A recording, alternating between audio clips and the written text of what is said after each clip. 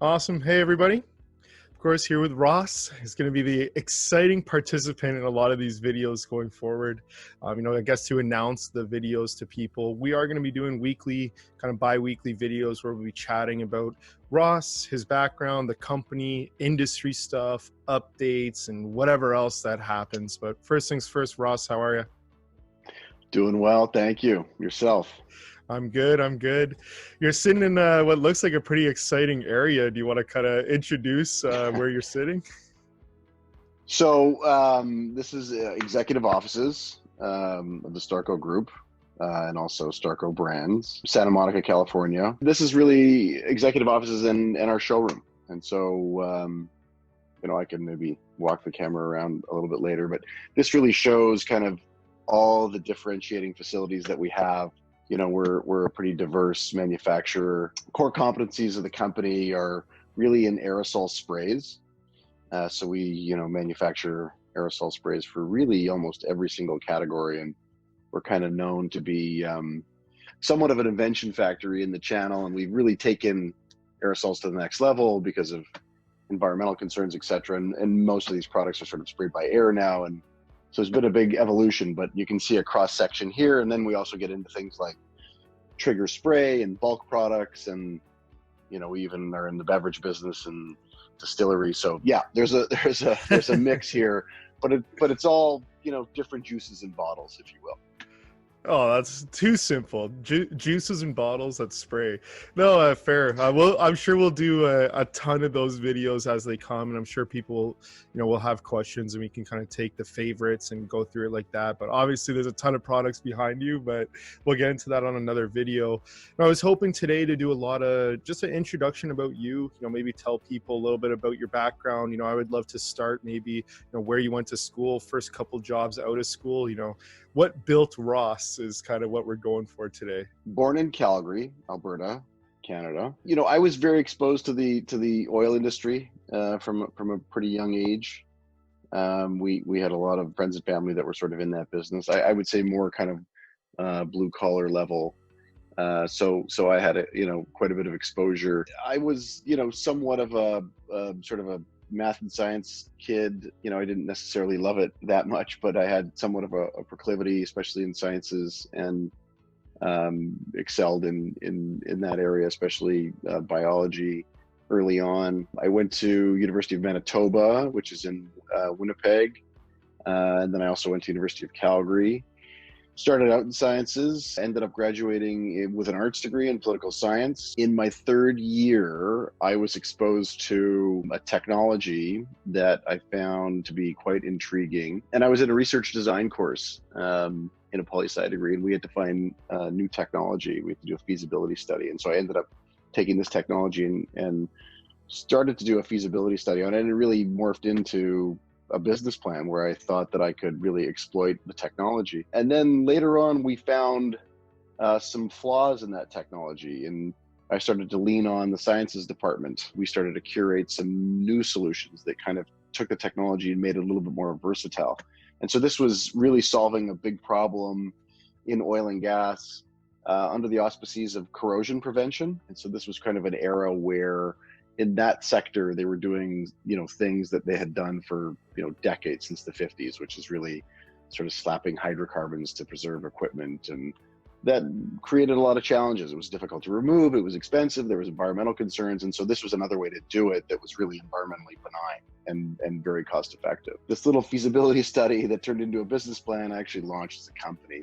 And, within about a year, I had, quite a successful business manufacturing corrosion preventative powders that could be fogged into infrastructure that would create a preserved environment that would sort of prevent the oxidation process. And so that was really my first kind of entrepreneurial venture into the chemical business. And truthfully, at that point in the ball game, I was able to formulate some really interesting solutions. And I realized that I had somewhat of an attribute or capability to look at problems that were extremely technical and solve them from a formulary vantage point. And so once I, felt that I had that capability, I really became a raw material nut Because, as a baker, you're only as good as your ingredients. Mhm. And so I found myself connecting with some of the largest raw material suppliers in the world, and I was working my way up all the way to the C-suite, specifically in their technical departments and chief technology officers. And this kind of became my Rolodex, if you will, because I really wanted to know what was leading edge, what was coming out. And so therefore it would allow me as a formulator to develop unique solutions. So you sort of have to have both sides of the brain to a certain extent, right? From an entrepreneurial standpoint, you need to be able to identify the white space. And then from a technical formulary vantage point, you need to be able to curate the right kind of solutions. And so I had success in that initial venture. And then I went on to look at other areas that I felt technologies had been quite static for a long periods of time. Things like construction chemicals, architectural coatings, industrial coatings. And I had developed some big solutions in those arenas. And the original business plan was, I felt that I was developing such valuable intellectual property that I started to license that technology. I created an anti-stick graffiti coating that actually with a partner at the time, we curated a really interesting solution and ended up coating, I think, the largest structure on the planet to ever be coated with an anti-graffiti coating. It was this monster project that was down here in Southern California. I ended up licensing that technology to a global coating supplier after that. I then invented the first ever water-based architectural coating that had 0 VOCs, which is an emission, that could actually be coated directly on top of microbiological growth, things like mold, mildew, algae, fungi, and it would disinfect the surface, but it would also prevent regrowth for up to 2 years. And so I was able to license that technology to one of the largest coatings companies in the world. And today is branded under a global brand called Zinsser. It's owned by a company called Rust-Oleum. It's owned by RPM. And so, if you walked into a Home Depot today or whatever, and you bought the Zinsser mold killing primer, you'd be supporting the cause. So success at an early age is a double-edged sword. I sort of thought that this was going to be easy and I'll just continue doing this for the rest of my life, because, we kind of hit like back to back home runs out of college. But then I was developing other technologies that I was having, more challenges licensing. And it was at this point that I really decided that I wanted my own manufacturing platform. And so I had a lot of familiarity in managing hazardous materials and even setting up pilot plants and could even scale them. But there were some other boxes that I was missing, like regulatory compliance, because that can change depending on what geography you're in and so on and so forth. So I thought that it would be really interesting to acquire something that had some of those, an existing infrastructure, but I was looking for something more of kind of a turnaround, because I was young and aggressive and thought I could, develop distribution, but I really wanted to control the manufacturing. Mm-hmm. And so that's kind of the path that I got into around 2004-ish.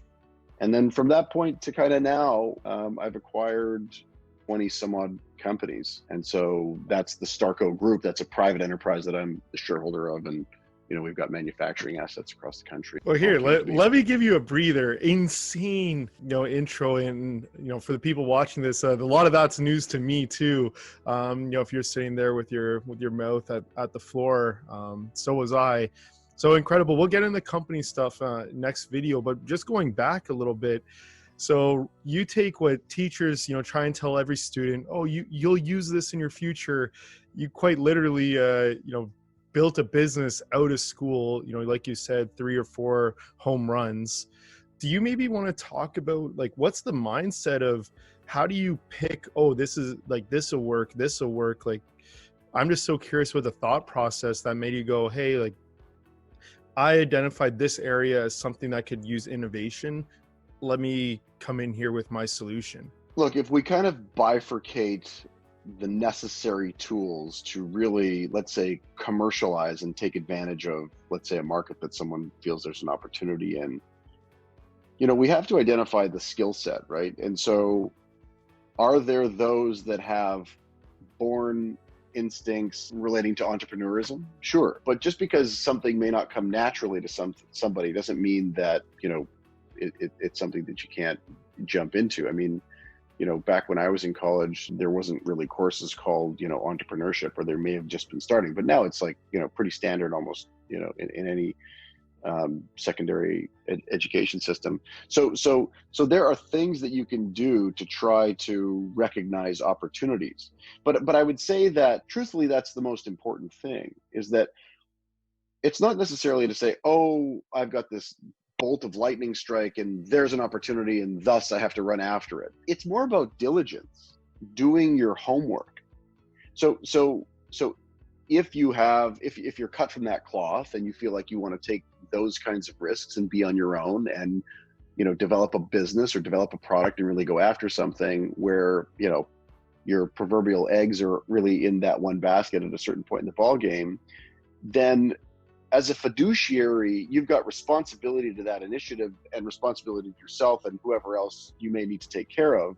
But the responsibility of identifying the opportunity and vetting the opportunity is essential. I think most businesses, because there's such a high failure rate, is because most people say, oh, I'm so into this and this is my passion and I'm going to go after it and I think it's great and so on and so on. But the diligence is light. So, you know, it may not be the sexiest answer that people want to hear, but, you know, what I really, you know, a lot of people say, well, you know, you go to university, what are degrees for? It's not very good. You know, who cares? You know, I've heard, you know, guys like even Elon Musk saying, I don't care about a degree. And to a certain extent, I can see that. But what university does teach somebody is that it teaches you to stick in the muck, to be able to feel the pain, to really get through something. And that takes work ethic, and that takes determination, where sometimes it's not so fun. It takes homework, it takes planning. And so once you kind of get through something like that, you know, it has the potential of building habits. And for me, I consider myself, listen, I've done a lot of M&A work and bought turnarounds, and people consider that high risk work, but I really think of myself as a guy that's risk off, because we do such tremendous diligence and such tremendous homework to really vet if that opportunity is what we think it is. And if it's not, have the discipline to walk away.